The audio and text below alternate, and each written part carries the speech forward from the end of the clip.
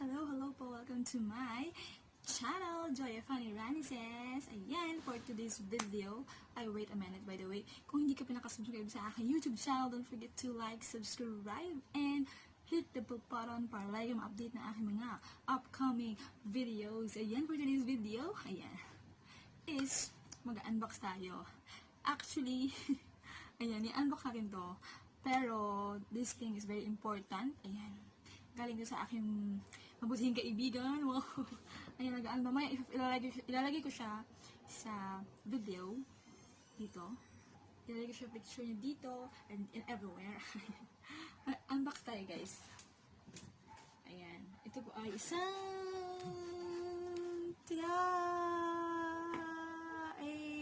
sponsored, guys. Sponsored. May sponsor na po ako. Ayan siya, live broadcast microphone. Ayan siya, guys. Perfect for my sound card na binili ko na sa aking last video. Ito naman is bigay po, sponsored by Alex Machulet sa Kumu apps, pero ilalagay ko po ang kanyang totoong pangalan dito. Ayan. Pero mag-unbox muna tayo. By the way, ikwento ko pala muna. Kaya ako binigyan ng ganito. First of all, kasi guys, may sinalihan kasi ako sa Kumu na singing contest. Ayan. At nagbaka sakali, nag-try ako. Actually, tinry ko lang, hindi ako nag-try. Nag-guest na ako as a commercial ba, kasi kailangan nila ng commercial bago silang pa-audition. So, nung kumanta ako, hindi ko naman alam na may yung mga judges na sa baba, tapos nag-press 1. Hindi ko alam yung press 1 pala is pasok. May ko hala, parang sinalang na nila ako agad sa mga GC ng mga contestants or contenders. Ayun, nagulat ako, parang kinontinue ko na siya. Parang sabi ko, ay, sige, for experience na lang. So, ayun, kinontinue ko hanggang sa, ayun, guys, good news.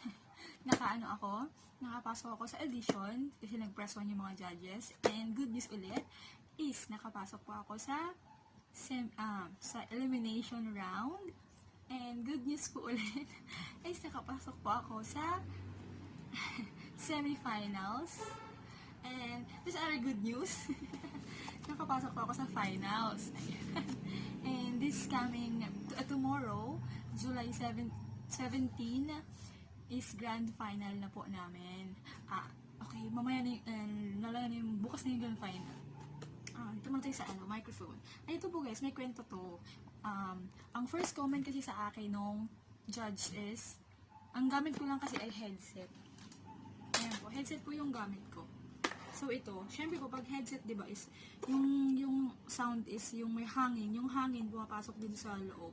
So pag kumakanta ako is parang may yung hangin is sumisipa sa ears natin, sa pandinig natin. So ang sabi, wala namang problema sa boses ko, pero yung vocal quality na nagkaka-diferensya dahil dito, hindi daw clear yung boses ko masyado. Okay naman yung vocal, kaso yung diction kasi medyo malabo yung iba, yung mga words, kasi dahil sa gamit ko, hindi malinaw. Kasi iba din daw talaga pag may mic. Sabi niya, mic lang daw talaga ang kailangan ko. So, ayun nga, hindi ko naman alam na nagkaisa pala ang aking family sa Kumu. At yun nga, ang Stream Generation 10 na lagi kong nilalagay sa aking video. So, pasasalamat sa kanila. Ayun, hanggang sa nakapasok nga po ako at naisipan nila na hindi wala akong kaalam-alam dahil andun naman sila, sobrang supportive sa akin nang kumakanta ako from the start.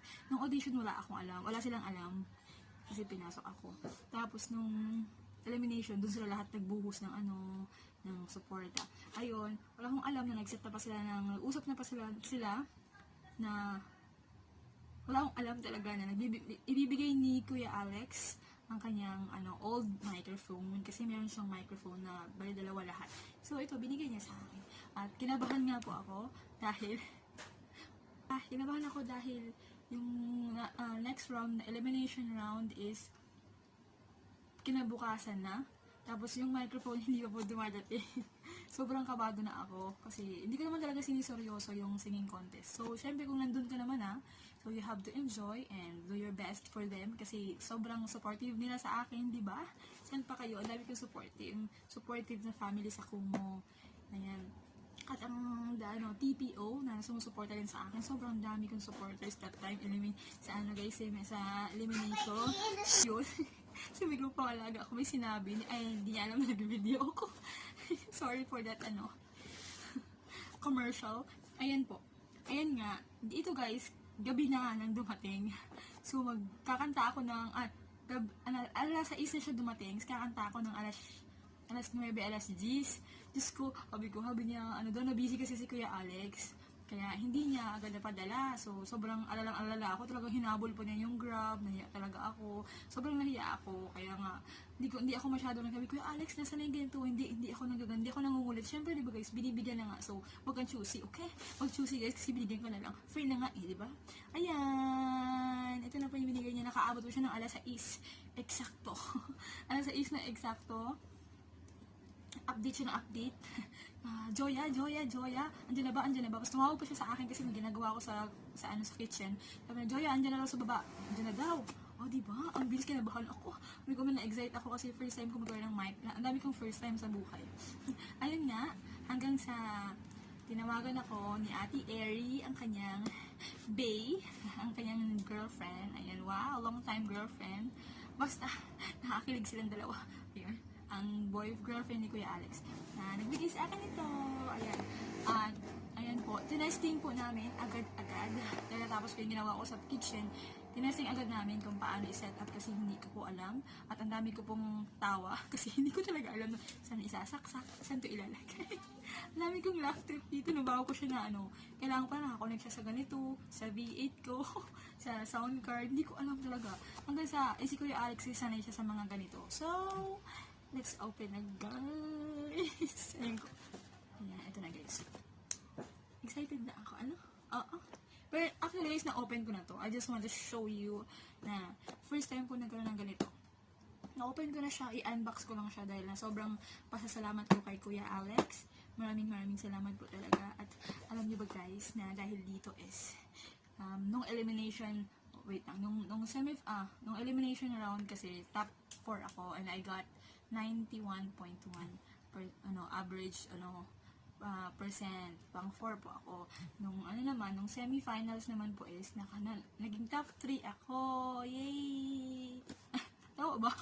Hindi ko alam, basta ang aking umangat po ng umangat dahil po sa microphone na to. At saka sa suporta ng aking mga ka-SG10, ang Scream Generation 10, at saka ang TPO, The Pioneer Official, and Akira Hoshi, and lahat-lahat. Of course, Ching Ching. Ayan po. Ayan. Open na natin. Okay? Ayan siya guys. Di ba nalito pa nga ako? Ay, ito pala muna. Ayan siya guys. Ayan yung laman niya. Diba? Ito yung condenser. Yung condenser daw. Ayan. So, syempre, tinanong ko kung anong ibig sabihin nito. Condenser daw po ito. Ito yung nakalagay sa mic na nakastand kasi kaya siya may ganito. Ayan, di ba? Ang sarap naman, may mga taong concern at nagmamahal sa iyo. Sana all. Ayan po siya, condenser.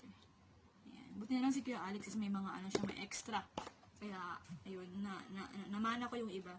Ayan, ito naman po yung itong kapitan ng mic. Tama ba ako? Hindi ko alam eh. Hindi ko pa natatry ito. Hindi ko alam paano ito ilagay eh. I-open ba ito? Hindi ko alam eh. Ganyan ba? Hindi ko ito alam talaga. Hindi pala. Mali eh. Hindi ko alam. Hindi ko alam. Basta hindi ko man na-try yun kasi wala akong stand. Wala akong stand kaya hindi ko siya malagay. So, ito yung wire. Ito pa yung wire. Ayan, first time ko po. Ayan, malaki. Sobrang laki ng kanyang kasi iba yung connector niya. Sinasaksakan niya dun sa kay Kuya Alex. So, meron siyang free ulit na binigay sa akin para connect dito dahil yung saksakan ko is maliit dun sa aking sound card. Meron siya binigay na extra para kasya na siya. Diba? Package deal. Oy! Thank you so much, Kuya Alex, talaga. Ito big help, especially sa singing contest na sinalihan ko. Yun guys, ito guys. Sobrang gusto ko na matagal ko na gusto magkaroon na ganito. Kasi tunto ako sa kulay. Ayan, feeling ko singer ako. Magamit ako nito. Ayan guys, diba? Sobrang thankful ako talaga sa family ko sa SG10. Kuya Alex, basta lahat kayo, love ko kayo talaga. Sobrang tiwala niyo sa akin. Ayan guys, tuwan-tuwa ako dito kasi gold. Nakikita ko lang yan sa Shopee. Pero hindi ako umorder dahil hindi ako makapag-set up dito dahil wala akong space. Dahil mahirap pag hindi mo kwarto, diba? So ito guys, ito yung pang sa mga hangin-hangin para hindi maano yung mga ma-absorb yung marilig yung mga unnecessary noise. Necessary noise. Ayan. Unnecessary noise. Ayan po. Ayan na siya. Hehe. Ayan na siya dito. Diba? Hindi ko na alam paano ibalik. Ayan na siya, guys. Lang yan, guys. Meron pa yung freebies. Yung ginagamit ko ngayong ilaw. Patayin ko siya, ha. Ayan siya. Ito yung kulay, diba? Cute. Purple. Ayan, yung freebies daw. Sabi niya, tuwan-tuwa siya dito, eh. Enjoy yan. Hindi lang yan, ha. May freebies. May freebies pa yan. Ayan. Ayan, guys, yung video ko siya. Okay. Thank you.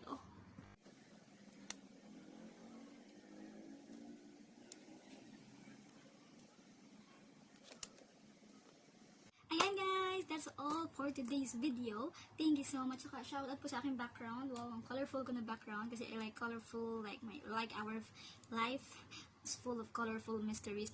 Ano daw? And thank you once again. Thank you so much, Kuya Alex. Thank you so much, Ate Elvie. Isa-isahin ko sila ha, mabilisan lang. Ching Ching, Bagsy, thank you so much and I love you. Teacher Edeline Mendoza, Ate Wee, Heidi Fuentes, Pedro, thank you so much. And Kuya Larry, Delaney, Yugo Sayo, si Zara Labagis, sino pa ba ang active? Nakalimutan ko na naman. Si PJ, thank you po.